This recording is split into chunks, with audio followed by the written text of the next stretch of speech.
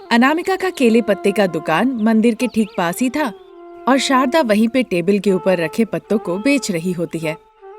केले का पत्ता, एक एक 10 रुपए का। केले पत्ते में अन्नदान करने से पुण्य मिलता है। केला पत्ता ले लो, केला पत्ता। इस तरह शारदा बेच रही होती है। तभी वहाँ पे कमला नाम की एक महिला आती है। बताइए कितने पत्ते दे दूं?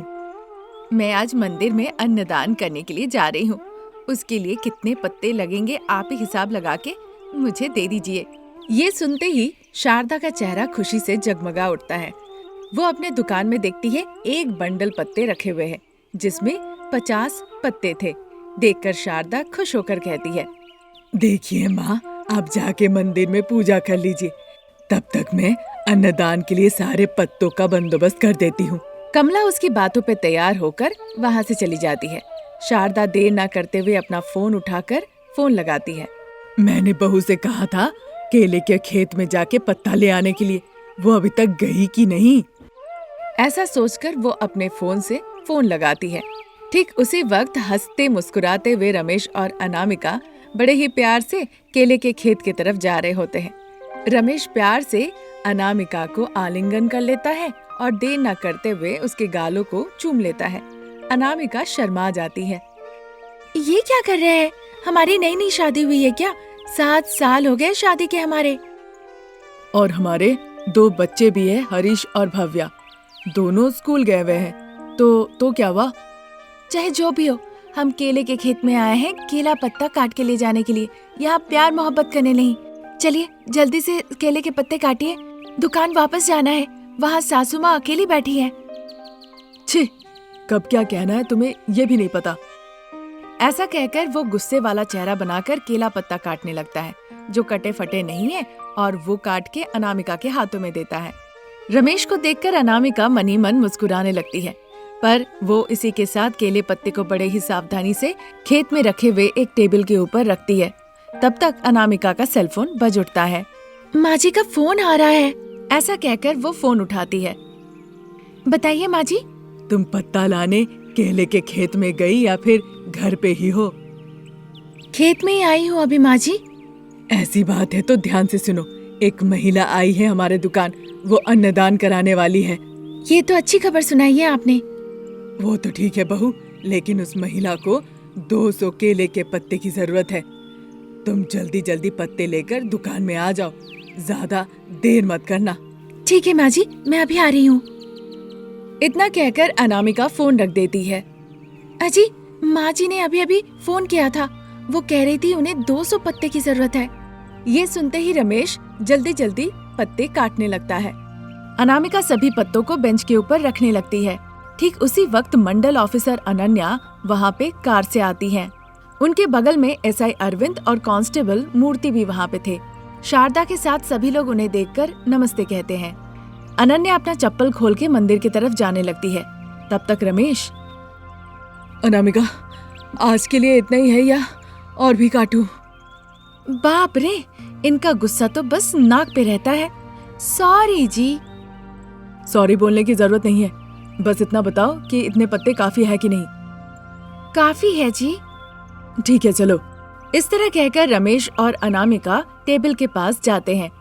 रमेश उन पत्तों का एक बंडल बना के अपने सर पे रख के आगे आगे चलने लगता है और अनामिका खुशी खुशी उसके पीछे चलने लगती है।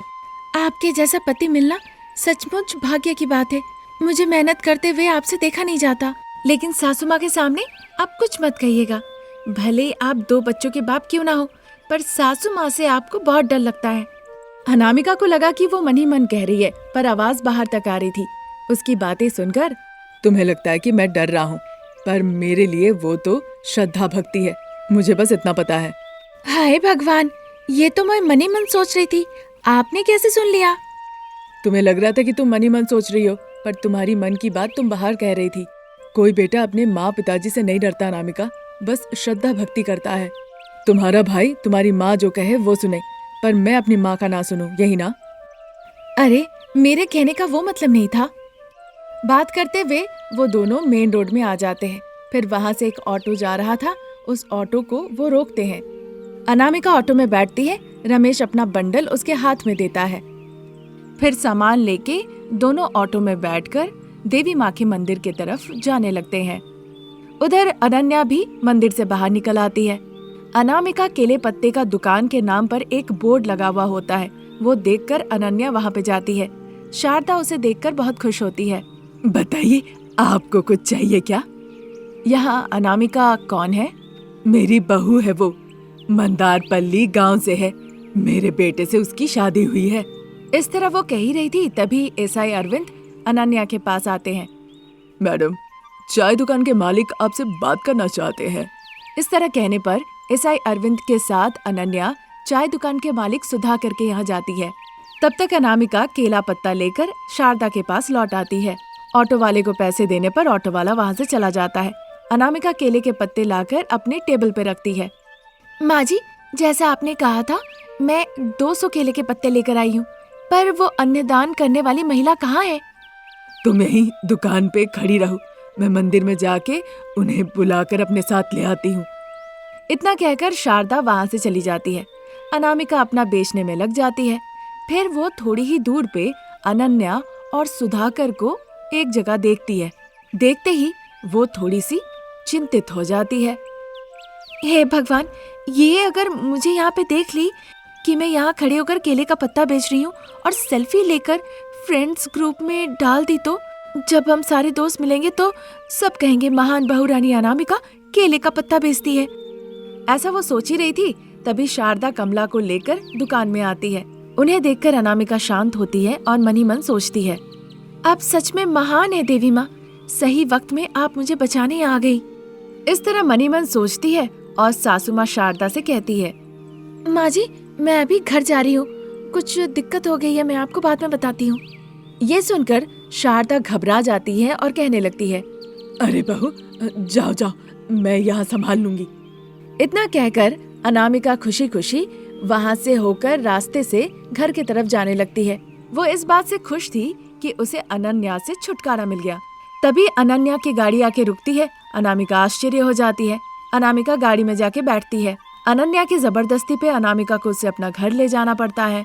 अनन्या उसके घर पे जाके बैठती है, पूरे घर को देखने लगती है। अनामिका का घर बहुत पुराना होने के कारण चारों तरफ से दीवारें टूट टूट के गिर रही थी। अनामिका, मैं यहाँ पे मंडल अधिकारी के तौर पे आई हूँ।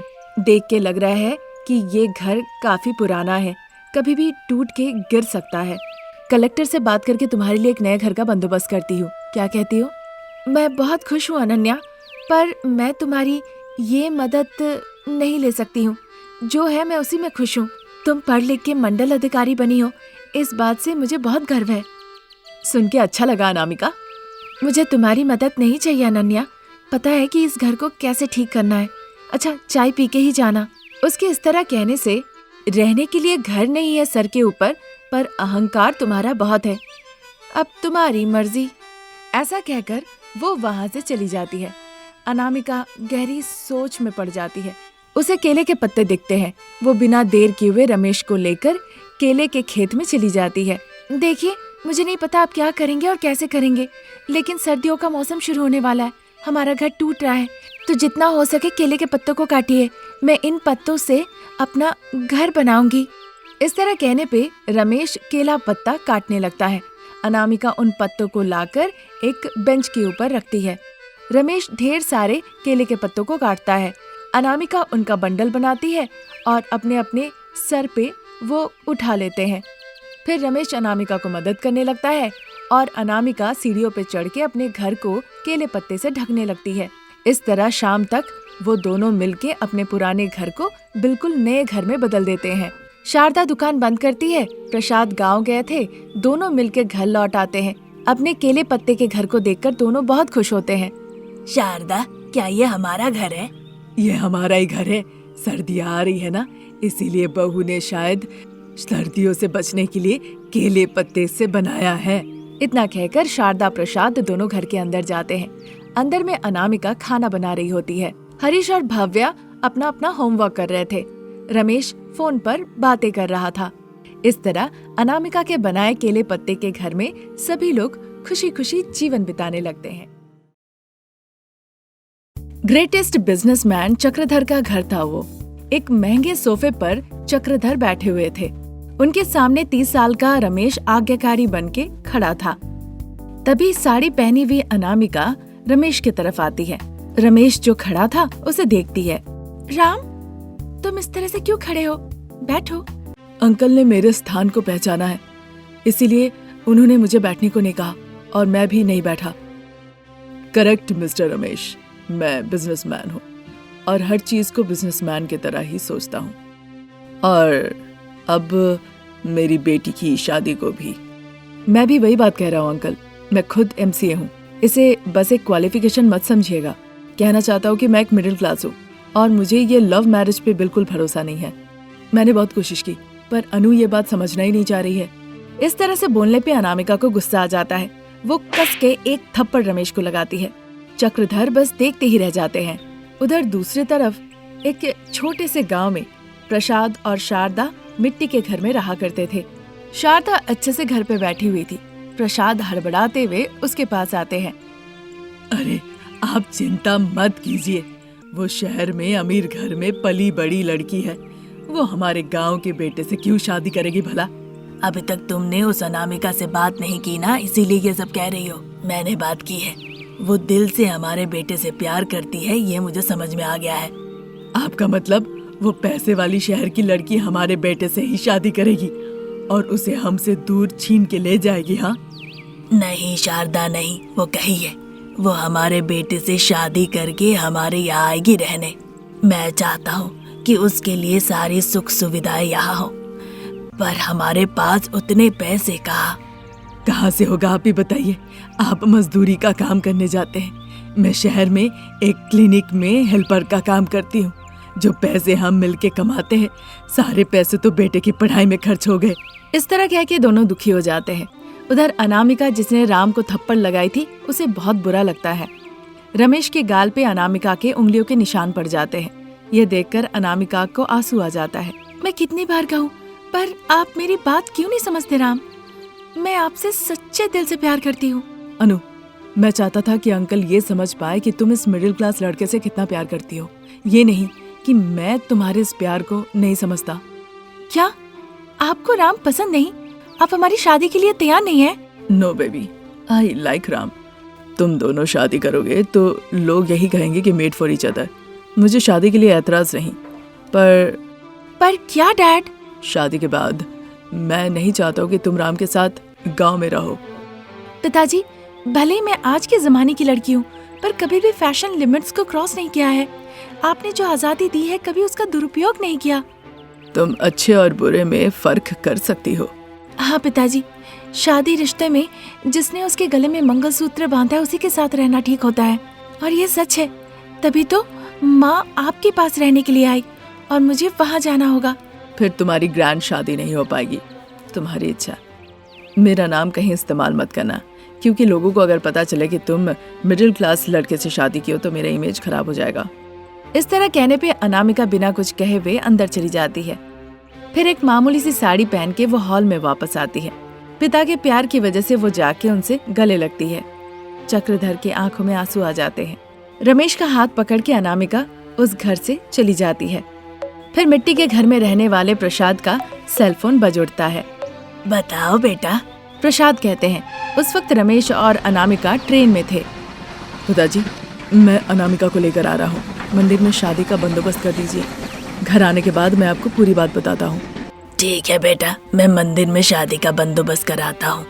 इतना कहकर प्रसाद फोन काट देते हैं। शारदा, अनामिका के पिताजी शादी के लिए तैयार नहीं हुए, इसीलिए बेटे ने कहा मंदिर में शादी का बंदोबस्त करने। चलिए फिर चलते हैं जी। फिर दोनों घर पे ताला लगा के निकल जाते हैं। उसी दिन शाम के वक्त अनामिका और रमेश एक दूसरे से माला बदलते हैं। पंडित जी मंत्र पढ़ते हैं और रमेश अनामिका के गले में मंगलसूत्र पहना देता है। शारदा प्रसाद उन दोनों को आशीर्वाद देते हैं। फिर बेटे बहू को वो अपने मिट्टी के घर में ले आते हैं। गांव के मिट्टी के घर में अमीर शहरों में रहने वाली अनामिका की जिंदगी शुरू होती है। स्टोव में शारदा खाना पकाने लगती है और अनामिका सब्जियां काट के उन्हें मदद करने लगती है। खाना बन जाने के बाद शारदा पति प्रसाद और बेटे रमेश के लिए खाना पैक कर देती है। अनामिका ये सब देखती है। थोड़ी देर के बाद प्रसाद और रमेश अपना अपना डब्बा लेकर मजदूरी के काम के लिए निकल जाते हैं। बहू, मैं भी क्लिनिक के लिए निकलूंगी, घर पे ध्यान से रहना। इतना कह के शारदा भी निकल जाती है। मिट्टी के घर में बिस्तर पे बैठी बैठी अनामिका बोर होने लगती है। उसके लिए तो समय काटना भी मुश्किल हो जाता है। अरे ये क्या, समय काटना तो बहुत मुश्किल हो गया है। जिंदगी तो बहुत बोरिंग है। समय काटने के लिए टीवी होता है, वो भी नहीं है। कम से कम रेडियो होता। ठीक है, मैं आराम से स्मार्टफोन लाने को कहूंगी, कम से कम रील्स देख लूंगी। इतना कहकर वो अपने बेडरूम में चली जाती है। फिर एक दिन वो अपने स्मार्टफोन पे रील्स देख रही होती है। वहाँ पे एक गोबर गैस बनाने का वीडियो बहुत वायरल हो रखा था। भले ही वो रील उसे पसंद नहीं था, पर फिर भी देखती है। इसी तरह दिन गुजर रहे थे। फिर अनामिका गर्भवती होती है। सभी लोग बहुत खुश होते हैं। शारदा अब काम पे ना जाके घर पे ही रुकती है अनामिका का देखभाल करने के लिए। हरीश जन्म लेता है। फिर धीरे धीरे अनामिका को इस मिडिल क्लास जिंदगी की आदत पड़ जाती है। इसी तरह दिन गुजर रहे थे। हरीश के साथ साथ अब भव्या का भी जन्म होता है। फिर दोनों स्कूल जाने लगते हैं। पर उस मिट्टी के घर में कोई बदलाव नहीं आया। सास, ससुर और पति कोई भी नहीं बदलता। फिर एक दिन अनामिका जब खाना पका रही होती है, उसका गैस खत्म हो जाता है।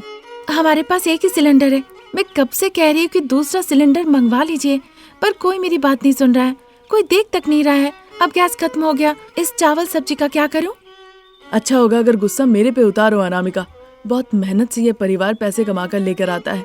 अनामिका, दूसरा सिलेंडर लाने के लिए ढेर सारा पैसा चाहिए, हमारे पास उतने पैसे नहीं है, मैंने कहा है ना। अब मैं खाना कैसे पकाऊं? मेरे पैर आके पकाएंगे। इस तरह कही रही थी, तभी दोनों बच्चे स्कूल के लिए रेडी होकर आ जाते हैं। इधर सासू माँ ससुर जी भी आते हैं, पर अनामिका बहुत नाराज थी। खत्म होने के बाद तुरंत तो दे सकते हैं ना, पर नहीं, बुक करो, उसके एक हफ्ते बाद डिलीवरी। छी, मेरी किस्मत ही खराब। इस तरह कहकर वो पड़ोसी के घर पे सिलेंडर मांगने के लिए जाती है। वो ना कह देते हैं। फिर सामने वाले घर पे जाती है, वो भी नहीं है कह देते हैं।